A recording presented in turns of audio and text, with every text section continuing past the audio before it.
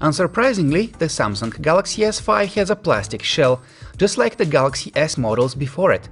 What's new, however, is the finish on the back cover. What we have now is a sparkly finish complemented by a perforated pattern. The result is a phone that looks quite fashionable without going over the top with the bling. The LG G2 is also made of plastic on the outside, and it is not a bad-looking phone by any means. When stacked up against the Galaxy S5, however, it looks rather conservative and uninspiring. Its glossy finish and plasticky construction would hardly impress anyone, ourselves included. Unlike the LG G2, the Samsung Galaxy S5 has a removable back cover that provides the user with freedom to replace the battery at any time. Also, below the cover we find a microSD card slot for storage expansion. In contrast, the international LG G2 model, which we are using for this comparison, has a non-removable back cover and no microSD card slot. As far as size is concerned, the LG G2 is slightly more compact than the Galaxy S5. That's remarkable given the fact that the G2 comes with a 5.2-inch display, while the S5 has a slightly smaller 5.1-inch display. Both smartphones are of adequate size for a 2014 flagship. The two weigh a tad over 5 ounces or about 140 grams, which makes them neither light nor too heavy for their size. And speaking of size, phones of this caliber are tricky to use single-handedly. This goes for both the Samsung Galaxy S5 and LG G2 as well. The Samsung Galaxy S5 is a water-resistant phone, which is a trait that few other phones can brag with. That's why its micro-USB port is protected by this removable flap. However, water-resistant doesn't mean waterproof, which is why we don't recommend dropping the S5 in the pool just for fun. The LG G2 is not a water-resistant phone, so you'll have to keep it away from liquids. One peculiar thing about the LG G2 is that its power and volume keys are on the back side. That's a feature you'll either like or not. Overall, the keys are okay, we got used to their placement eventually. Samsung is playing it safe with the Galaxy S5. Its power key is on the right-hand side, while the volume rocker is on the left. Both are well exposed and easy to operate. Below the screen we have a physical home key in the middle, with a back key to the right and a button for our recent apps on the left. The home key has an embedded fingerprint scanner, which can be used to unlock the phone, to restrict access to certain items in your gallery, or to authorize PayPal payments. Of course, we don't mind having it, but it could have been executed better. You see, it isn't always accurate. You have to swipe straight down to unlock the phone, and if your swipe is even at a slight angle, it might not register. In case you're wondering, the LG G2 does not have a fingerprint scanner. What it has is a set of capacitive on-screen keys for back, home and menu.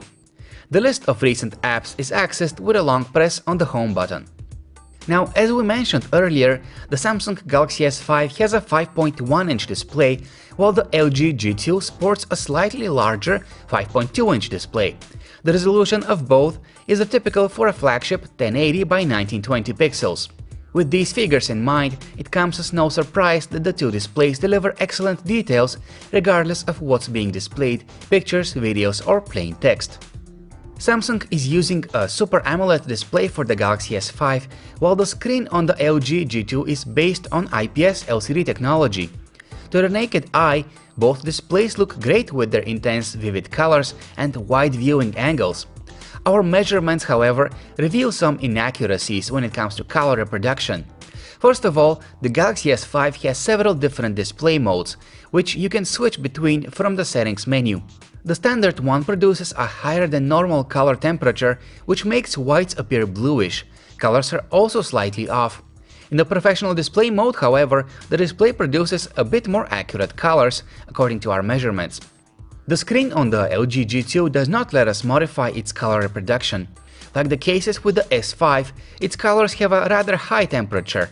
We also measured some slight color inaccuracies, but overall nothing too major. Actually, both of these screens look good enough. They aren't perfect, but in reality we don't think that many would be bothered by their imperfections. Android 4.4.2 KitKat runs on the Samsung Galaxy S5 out of the box. On top of it, we see Samsung's custom TouchWiz interface, which is now flatter and packed with more features than ever. It is quite colorful, as you can surely see, but it is also visually inconsistent.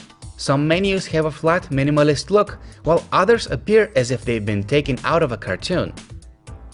The heavily modified UI on the LG G2, which just got its update to Android 4.4, is a bit better in that respect, but it is probably too colorful and sparkly than it should be. Thankfully, LG is giving us plenty of customization freedom by letting us pick, unlock and transition animations, as well as to switch the UI theme. The default theme is quite flashy, so if you prefer something a bit different, you can always switch to a more modest one. In terms of functionality, features that were present on the previous Galaxy S flagship are found here as well. There are many new apps, of course. For example, the S Health application has been updated to version 3.0. This app is used to track the user's activity during exercise. It shows how many calories you've burned, how many miles you've run, and so on. It provides this data using measurements from the sensors built into the phone. And speaking of sensors, on the back of the phone is found a heart rate sensor, which works together with the S Health application. This sensor, however, isn't as accurate as we wish it was. We gave it a few tries and sometimes it worked, sometimes it didn't. All in all, its success rate appears to be around the 50-50 mark. One of the Galaxy S5 home screens is dedicated to the My Magazine feature, which acts like a personal magazine with curated articles on topics you might be interested in. The service is provided by a Flipboard and it has a very user-friendly interface. Multi-window on the Galaxy S5 lets us have two apps opened and running at the same time side by side. For example, we can have a YouTube video playing without having to close our web browser or chat conversation. Speaking of multitasking, the LG G2 has the slide aside feature, which is used for saving up to 3 apps in their current state for later use. That is done with a 3-finger swipe to the side. In addition, the LG G2 also allows certain apps to be opened in a separate window above other apps. On the Samsung Galaxy S5 we find a large and well-spaced on-screen keyboard. It is convenient having an extra row on top with all the numbers, and the dedicated smiley key on the left is a welcome addition. We're quite happy with it, the keyboard is fast and very accurate. Same goes for the on-screen keyboard on the LG G2. It is large with well laid out and easy to hit keys. When it comes to processing power, the Samsung Galaxy S5 has the upper hand. The version of the phone that is going to launch in most markets comes with the fastest Snapdragon 801 system on chip, which has a quad-core CPU that can run at up to 2.5 GHz. Under the hood of the LG G2, we find last year's Snapdragon 800, which has a lower maximum CPU speed of 2.26 GHz. Also, its GPU runs at a lower frequency compared to the one in the S5. But in reality, both phones are on the same page when it comes to performance. Their interfaces run fluidly and both can easily handle heavy apps and games. Still, the Galaxy S5 is likely to prove more future-proof in the long run. There are 2 GB of RAM inside both phones, which should be enough for the needs of most users. Sure enough, the two have no trouble switching back and forth between recent apps. Here we have the stock internet browser on the Samsung Galaxy S5. Unsurprisingly, it zips through even the heaviest web pages. Navigation is smooth and responsive, pages load quickly, and we can swiftly switch between opened tabs. We do see some lags from time to time on those really heavy web pages, but overall the browser is a pretty good one.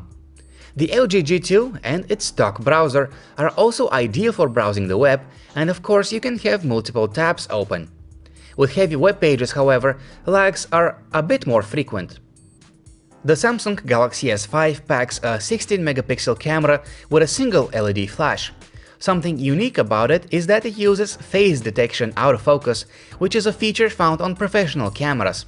Thanks to this, the camera can focus onto an object for as little as 0.3 seconds, which is impressive for a smartphone camera. On the LG G2, we find a 30-megapixel camera with a single LED flash. Unlike the S5, the G2 has optical image stabilization, which does a great job at keeping the frame steady while taking still photos or videos. As far as image quality goes, the Samsung Galaxy S5 produces great photos with lots of detail in them. Even at 100% zoom, photos look nice and detailed with a bearable amount of digital noise. However, we do see that the S5 boosts the color saturation a bit, making scenes look a bit more colorful than they actually are. The photos from the LG G2 are almost as detailed, although details are softened a bit, presumably by the phone's noise suppression algorithms. Colors have a neutral look. Overall, it looks like the Galaxy S5 has the better camera, but the LG G2 performs almost as well. When it comes to video recording, the Samsung Galaxy S5 can shoot very smooth 1080p video at 60 frames per second. It can also take 4K videos at 30 frames per second. The LG G2 in comparison does not support 4K resolution videos, but it can shoot 1080p 60fps video too, and it looks great thanks to the camera's optical image stabilization. In fact, we'd say that the daytime videos made with the LG G2 look a bit better compared to those from the S5. Sure, the S5's 1080p videos are good enough, but we were expecting them to be slightly more detailed. There is nothing surprising about the audio player preloaded onto the Galaxy S5. It is a straightforward, simple-to-use app with tabs on the top for our tracks, albums, artists, and so on. The music player on the LG G2 is very similar in terms of appearance and layout, but it has a weaker selection of equalizer presets. Still, it is perfectly usable. We copied our usual set of video samples onto the Samsung Galaxy S5, and to no surprise, they all ran fine at resolutions of up to 1080p. Same were the results with the LG G2. Naturally, both smartphones are ideal for watching videos on thanks to their large, high-quality screens. The LG G2 sports a mono loudspeaker on the bottom side, and its quality is mediocre at best. It gets the job done, but only as long as you're not in a noisy place. The Samsung Galaxy S5 has a single loudspeaker on its back. In comparison, it sounds better and it goes to a higher volume level. Phone calls made with the Galaxy S5 are of average quality. The earpiece is loud and we can definitely follow the conversation without much effort, but voices sound a bit muffled. Also, some unwanted hissing sounds make it to the other side of the line. The other party described our voice as slightly digitized and artificial. The LG G2 couldn't amaze us with quality phone calls either. The earpiece sounds good enough, but the microphone can't capture our voice as clearly as we wish it did. Overall, when it comes to quality of phone calls, we would rank the LG G2 and the Samsung Galaxy S5 at the same level. The removable battery inside the Galaxy S5 has a capacity of 2800 mAh. According to Samsung, the phone should be able to provide up to 24 hours of talk time or 16 days of standby on a single charge. Web browsing time is quoted as 10 hours. Now would be a good time to tell you about the phone's ultra power saving mode. When enabled, it reduces power consumption to a minimum, and as a result, even if you're down to the last 10% of battery left, the phone should last for up to another 24 hours. Inside the LG G2 there is a non-removable 3000 mAh battery, and we know from experience that the phone can provide us with a couple of days of moderate usage. One of the power-saving features implemented in the phone is the graphic RAM, which reduces the screen's energy consumption by 26% when displaying static images. Talk time for the phone is listed as 17.9 hours and standby